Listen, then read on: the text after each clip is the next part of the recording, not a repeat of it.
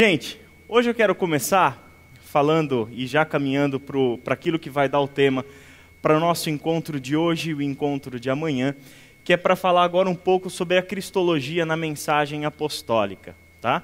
Então, a título de introdução, eu acho que é importante a gente saber do seguinte: existem duas abordagens para a teologia como um todo.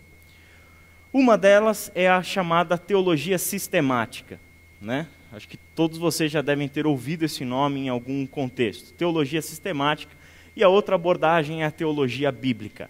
Ou seja, a teologia sistemática ela tem um pressuposto diferente da teologia bíblica. Teologia sistemática é aquela que, por exemplo, ela quer saber o que a Bíblia, como um todo, ensina sobre perdão. Então ela vai fazer uma análise de toda a Escritura acerca do tema do perdão, mas sempre em diálogo com filosofia.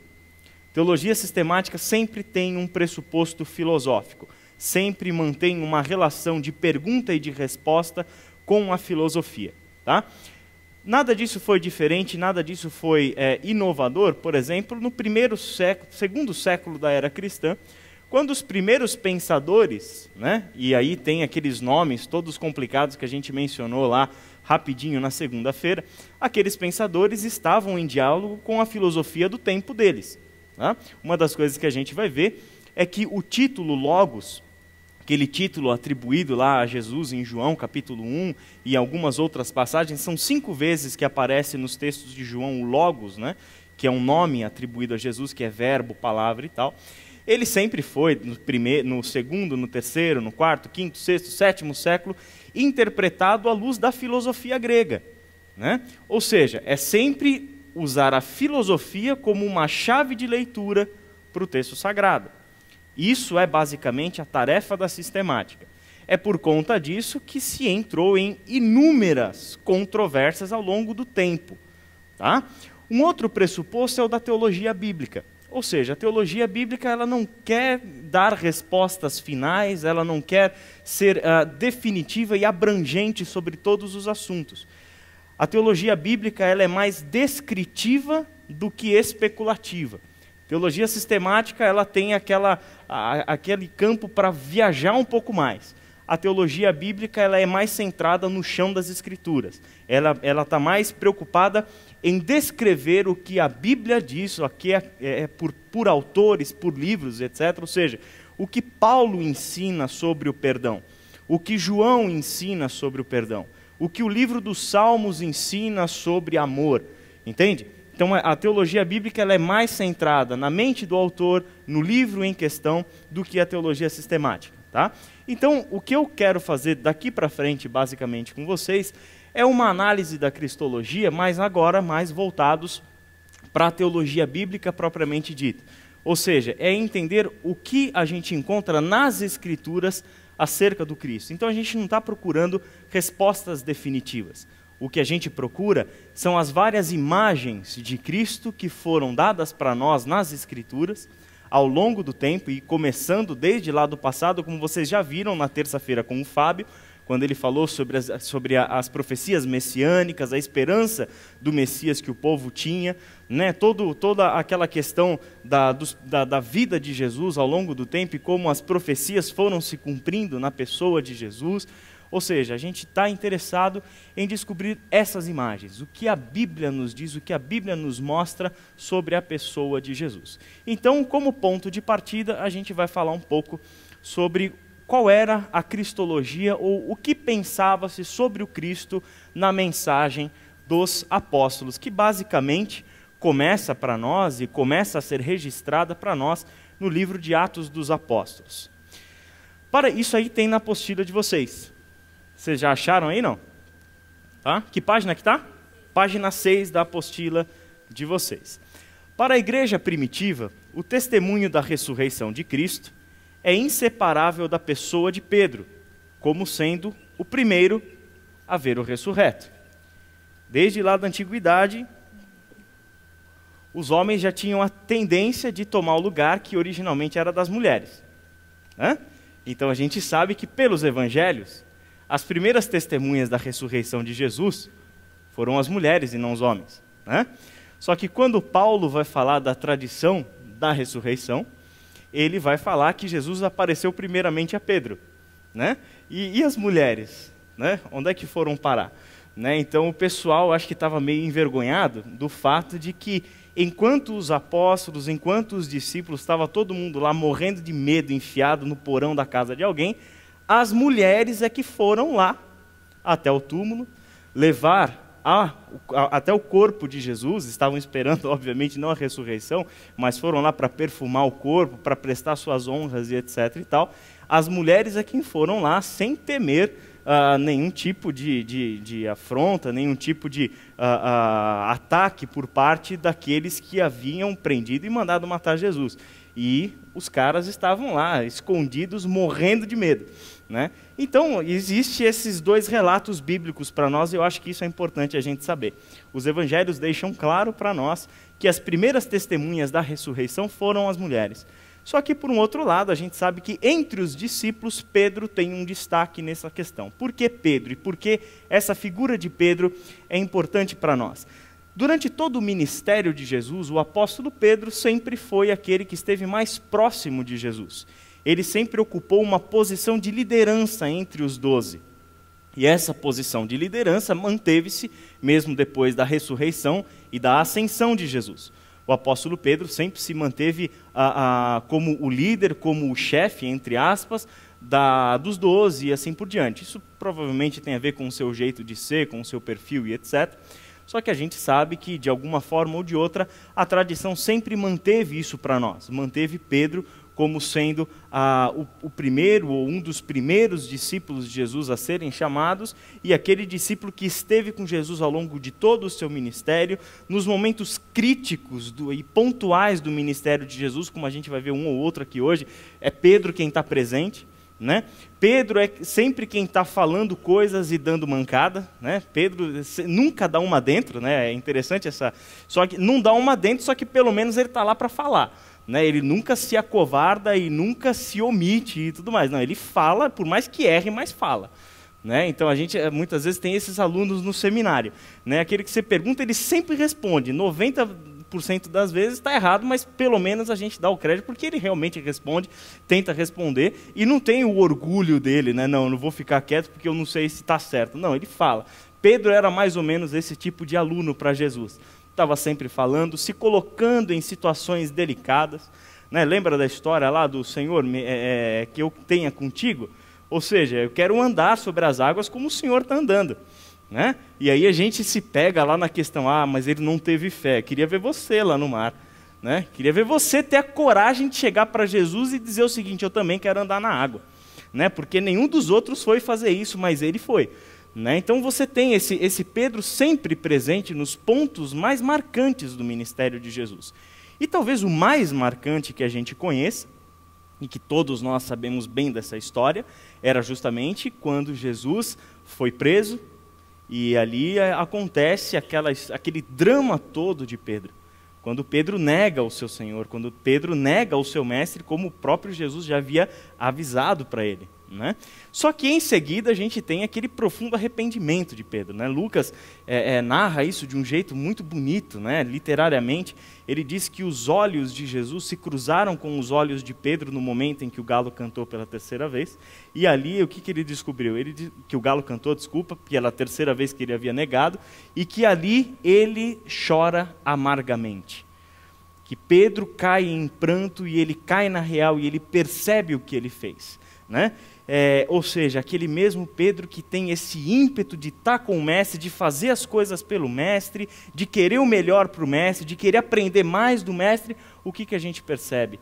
Ao mesmo tempo, um Pedro que é um ser humano frágil, fraco, e que quando cai em si, na bobeira que tinha feito, chora amargamente, se arrepende com profundidade, ao ponto de que o texto de João vai dizer para nós, aquela maneira tão bonita de Jesus recuperar Pedro.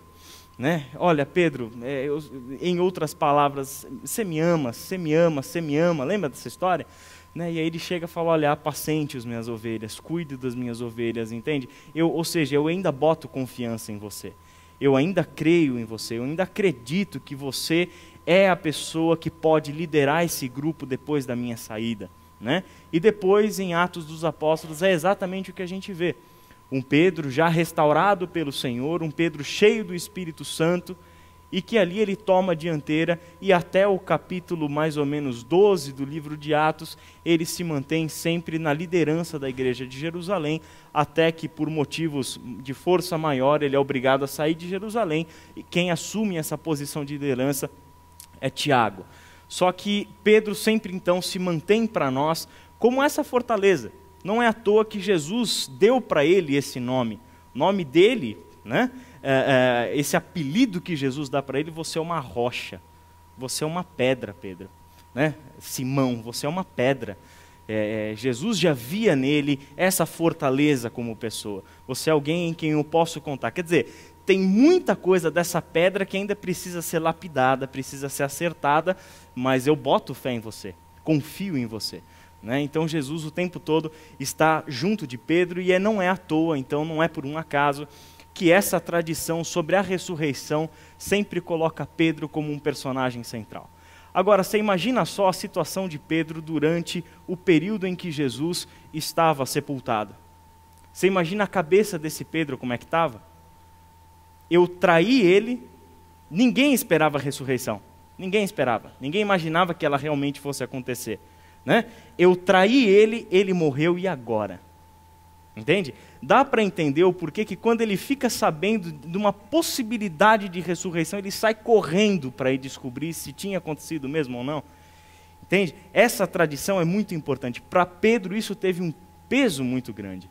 Eu imagino a cena de Pedro vendo Jesus face a face depois da ressurreição. Eu imagino se o coração de Pedro ficou apertado por causa da traição. Eu imagino como é que deve ter ficado o coração de Pedro quando ele olhou Jesus face a face depois da ressurreição. E foi recebido pelo Mestre, foi restaurado pelo Mestre, né? Então o fator ressurreição tem uma importância muito grande na vida do apóstolo Pedro. Essa tradição sobre Pedro ser o primeiro a ter visto o ressuscitado está justamente em 1 Coríntios capítulo 15, uma tradição que Paulo recita ali no contexto onde ele vai falar sobre a ressurreição de Cristo, a evidência da ressurreição, e essa tradição que liga Pedro à ressurreição de Cristo pode ser atestada pelas 11 referências que Pedro fez a elas nos discursos que Lucas registrou de Pedro em Atos dos Apóstolos. São 11 referências à ressurreição. Entende? Então a ressurreição para os primeiros cristãos, gente, tem um peso muito grande. Porque crucificar pessoas, todo dia eles viam. O Império Romano era o meio de execução do Império Romano. Gente crucificada se via o tempo todo.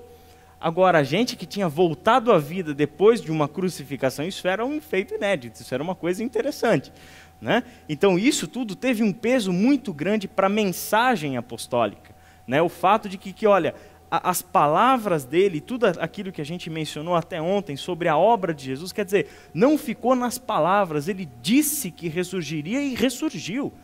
Ele prometeu e de fato aconteceu, como ele tinha prometido. Ele até no texto lá de Atos capítulo 2, cita Davi, um salmo davídico falando sobre isso, que ele não permitiria que o seu santo sofresse a decomposição. Quer dizer, Deus de fato trouxe o seu filho à vida. Isso era o meio dos primeiros apóstolos, dos primeiros cristãos, dizerem para os judeus, que foi justamente o primeiro grupo de pessoas, a primeira etnia a ouvir o evangelho dos apóstolos. Pregaram primeiro em Jerusalém, em Judéia e Samaria, lembra lá de Atos 1:8? Ali esse é o público primeiro. E a ressurreição é o meio dos apóstolos dizerem o seguinte: vocês crucificaram a pessoa que vocês entenderam ser alguém que estava ofendendo o Deus dos judeus, alguém que estava deturpando as escrituras, alguém que vocês consideravam um herege, e vocês crucificaram ele. Só que Deus mostrou que vocês estavam redondamente enganados, trazendo ele à vida. Percebe o peso disso? Ou seja, agora Deus mostrou o quanto vocês estavam enganados, porque esse Cristo que vocês crucificaram, o Pai o trouxe de volta à vida. Ele ressuscitou e deu provas indiscutíveis de que estava vivo. Apareceu primeiro aos apóstolos, depois a um grupo de 500 pessoas, conforme o registro de Paulo em 1 Coríntios 15, viveu entre eles por 40 dias ressurreto, dando provas de que estava vivo, conversando com eles, comendo com eles, andando com eles, e nesse tempo todo ele deixou as suas últimas instruções, ou seja, era o período de passagem de bastão. Eu acho que agora, com a minha ressurreição, vocês realmente entenderam a dimensão daquilo que eu anunciei para vocês. Né? Quer dizer, vocês poderiam até imaginar um mestre que tinha umas palavras legais, interessantes, tinha uns poderes meio esquisitos de curar pessoas, andar sobre as águas, acalmar a tempestade, coisa que nunca ninguém tinha visto. Só que agora foi a mensagem final. Ele aparece vivo depois de ter sido crucificado na frente de todo mundo. Agora, então, eu acho que dá para vocês começarem a entender a dimensão daquilo que Deus está fazendo na história. E aí o ensino dos apóstolos vai falar que aquela ressurreição de Jesus, na realidade, foi só o começo. Ele foi o primeiro a ter ressuscitado. E essa ressurreição de Jesus, além de ser para os apóstolos uma certeza, uma firmeza de que o ministério de Jesus era de fato autenticado por Deus, que de fato Jesus era alguém enviado da parte de Deus, porque Deus o trouxe de volta à vida, a ressurreição de Jesus se torna para nós a esperança. A esperança de sabermos que, como discípulos de Jesus, como pessoas que creram no Filho, que foi enviado para morrer pelos nossos pecados e nos dar uma nova vida, todos nós um dia ressuscitaremos semelhante a Ele. O Evangelho agora tinha um composto a mais. O Evangelho, além de ser a mensagem do reino, o Evangelho, além de ser os ensinamentos de Jesus, além de ser as ações de Jesus, o Evangelho é a boa nova que diz o seguinte: o maior problema da humanidade, que a humanidade jamais poderia conseguir resolver esse problema, é a morte. Mas eu venci a morte. Eu conquistei a morte. No Apocalipse a gente vê Jesus dizendo isso. Eu tenho as chaves do Hades. Eu tenho o poder sobre a vida e sobre a morte. E só eu tenho esse poder.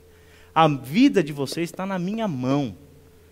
E um dia, eu vou trazer todos vocês de volta à vida. Um dia todos vocês ressuscitarão e a morte não será o fim. Tanto a morte existencial, por causa do pecado, quanto a morte física. Não é o fim para nós. A morte existencial é essa cura, essa vida plena que nós já temos no Senhor e que ela agora foi trazida de volta à vida, todos nós. Ou seja, a nossa relação com o Pai foi restaurada. Temos uma nova vida a partir de já. Mas só que a nossa esperança futura também diz respeito à ressurreição corpórea. Todos nós voltaremos à vida. E com corpos glorificados semelhantes a esse que Jesus teve, que a gente não faz a mínima ideia de como era. Isso é um mistério, só teve não teve nenhum cientista para analisar, para dissecar, então também a gente não faz ideia do que é. Mas com corpos glorificados nós viveremos para sempre com o nosso Senhor. Essa é a mensagem do Evangelho. Não é à toa que quando se você puder abrir em 1 Coríntios capítulo 15, quando Paulo fala sobre a ressurreição, a gente percebe até um tom que vai se empolgando, sabe, de Paulo. Às vezes pastor e pregador tem às vezes a gente sabe que a gente se empolga falando, né?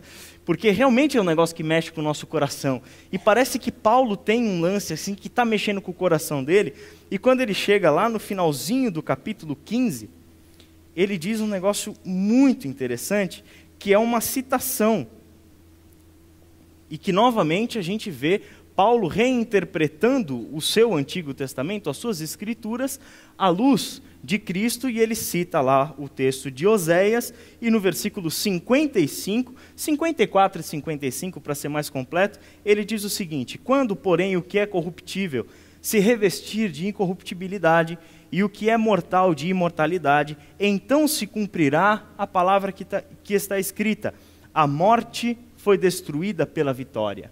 Onde está, ó morte, a sua vitória? Onde está, ó morte, o seu aguilhão?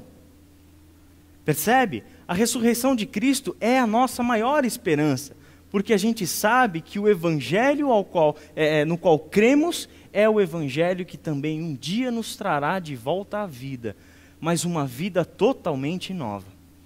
Uma vida com um corpo incorruptível, uma vida com um corpo que não adoece, uma vida perfeita, plena, como nós nunca imaginamos, como nós não conseguimos nem imaginar o que deve ser isso.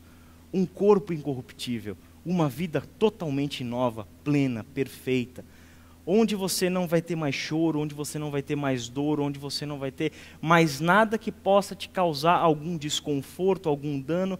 Essa é a esperança que o Evangelho nos dá ao dizer da ressurreição de Jesus de Nazaré. Isso é um ponto fundamental, então, quando nós olhamos para a história da cristologia no tempo dos apóstolos. O primeiro discurso de Pedro em Atos, que é Atos capítulo 2, de 14 a 39, justamente no tempo do Pentecostes, no evento em que o Espírito Santo desce, e ele interpreta aquela descida do Espírito Santo à luz do que Joel havia predito. E ele diz que o que estava acontecendo naqueles dias, ou seja, aqueles eventos que para eles também eram totalmente inéditos, nunca ninguém tinha visto nada igual às coisas que estavam acontecendo lá em Atos capítulo 2, na realidade era aquilo que já havia sido predito por Joel, onde o Espírito Santo havia sido derramado sobre toda a carne. Então essa é a interpretação que o apóstolo Pedro faz da profecia de Joel. E o sermão dele tem uma estrutura. Embora ele não tenha sido um pastor batista, mas ele gostava lá do sermão com o primeiro ponto, segundo ponto, terceiro ponto, quarto ponto. No caso, esse aqui tem 6 pontos. Era um pastor batista exagerado, um pastor batista meio prolixo. Mas ele diz o seguinte, ele começa fazendo uma citação de Joel, ele fala sobre a vida e sobre o ministério de Jesus, ele fala sobre a cruz, ou seja, sobre a morte de Jesus, a ressurreição de Jesus, a exaltação de Jesus e a possibilidade da salvação. Então essa basicamente é a estrutura desse primeiro sermão da história do cristianismo. A centralidade da pregação de Pedro, porém, está na morte, na ressurreição e na exaltação, cujos efeitos são salvíficos. Essa centralidade é atestada pelo fato de que nas demais pregações que Lucas registrou de Pedro em Atos, outros elementos são variáveis, mas estes permanecem centrais. Com isso, a pregação apostólica pode ser resumida da seguinte forma: 2 acontecimentos, que foram morte e ressurreição de Jesus Cristo, atestado ou certificados por 2 testemunhas, que foram os profetas, por isso ele menciona Joel, por isso que eles sempre fazem as suas pregações com base em algo que Deus havia prometido. Lembra que sempre para os apóstolos, Jesus não caiu de paraquedas na história mundial, ele não foi um acidente histórico. Jesus era uma promessa de Deus. E por ser uma promessa de Deus, toda a pregação dos apóstolos tinha que estar baseada naquilo que o Pai havia prometido. E em diversos profetas, e obviamente não só Joel. Mas atestado também pelos apóstolos. Quem eram os apóstolos? Eram justamente as pessoas que o próprio Jesus havia escolhido para que eles dessem sequência ao seu ministério. Foram as pessoas para quem Jesus passou o bastão. Deu para eles a responsabilidade de continuarem a obra que Jesus havia começado. E em cuja base dessas 2 testemunhas, Deus faz 2 promessas, que era o perdão, ou seja, o perdão era a restauração da comunhão com Deus. O perdão aqui é aquela ideia de Romanos 5:1 que nós citamos ontem. O perdão é o que gera em nós a paz com Deus. Ou seja, a restauração da vida com Deus, uma vida harmônica com Deus e plenamente restaurada. E também ele faz a promessa do Espírito. E isso tudo tem 2 condições, que é o arrependimento e fé, seguidas do batismo.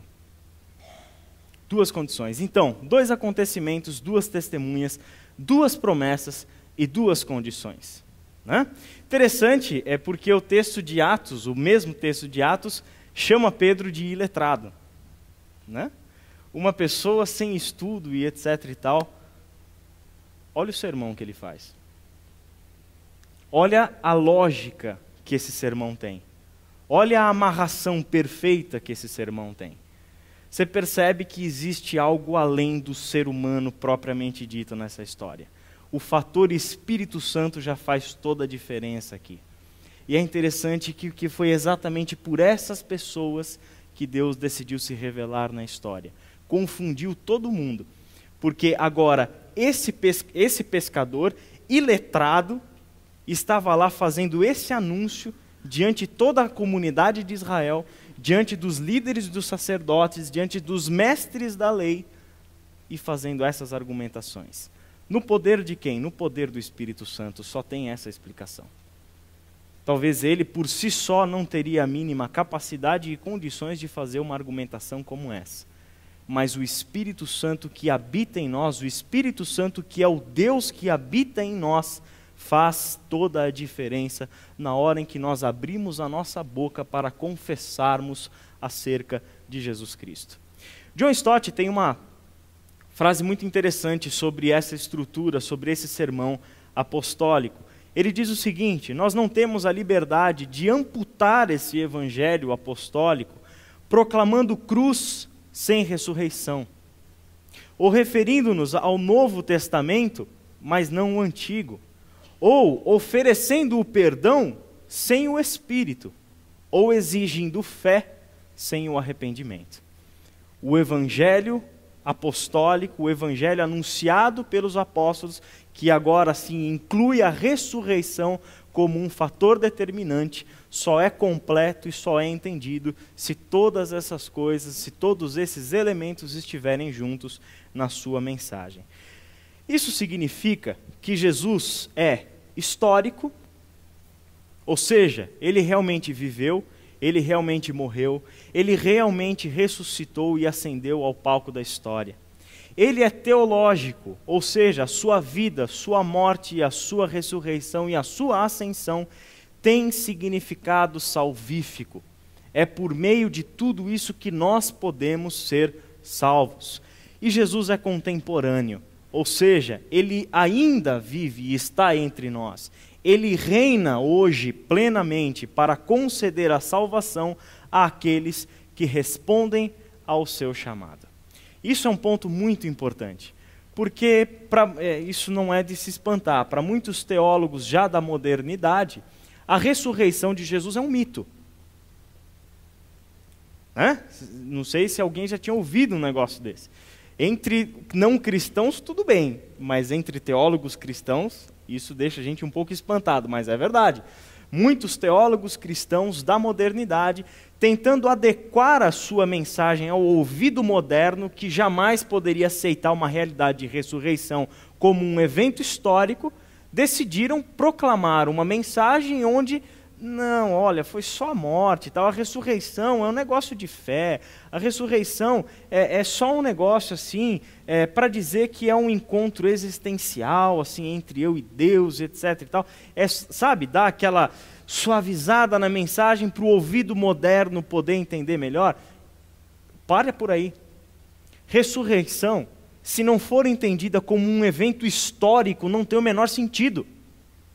A ressurreição de Cristo, se não for compreendida como um fato histórico, se não for crida como um fato histórico, ela não tem sentido. Porque o próprio Paulo, no capítulo 15 da carta de 1 aos Coríntios, fala sobre isso. Se Cristo não ressuscitou, pode parar tudo. Se Cristo não ressuscitou, a nossa fé não tem o menor sentido, a nossa fé é vazia. Desde aquele tempo a galera já tinha dúvidas. Será que ressuscitou mesmo? Esse negócio é papo furado. O pessoal escondeu o corpo para falar que ele ressuscitou. Entende? Não, pessoal, não é possível. Entende? Lembra do filme lá do Antônio Bandeiras recente, O Corpo? né? Lembra de outras histórias, como o Código da Vinci, que fala sobre todas umas histórias assim que tentam dizer que a ressurreição não é literal? Ou seja, isso é da antiguidade. No tempo de Paulo, o pessoal já questionava isso. Por quê? Porque realmente é difícil a gente crer no poder de Deus. Dificilmente a humanidade tem condições, porque a gente é tão ruim quanto ser humano que a gente não consegue imaginar um Deus capaz de fazer uma coisa dessa. De fazer o que fez, de dar o seu filho para morrer no nosso lugar, trazer ele de volta à vida, só para que você e eu tivéssemos vida um dia futura. Não só agora, mas como também lá na frente. Entende? Então a ressurreição de Cristo tem sim que ser entendida como um fato histórico. Que não pode ser provado, sim, tá bom, não pode ser provado. Só que da mesma forma como você não pode provar que não aconteceu, você não pode provar que aconteceu. É uma via de mão dupla aqui. Entende? E é um fato histórico inusitado. Aconteceu uma vez. E é uma ressurreição diferente das outras ressurreições que a gente já ouviu o testemunho bíblico falando sobre ela. Lázaro voltou a morrer. A ressurreição de Jesus é uma ressurreição diferente. É uma ressurreição para a vida, e não para que um dia terminasse a vida de novo. Não, é uma ressurreição eterna. É um corpo glorificado que vai durar para sempre.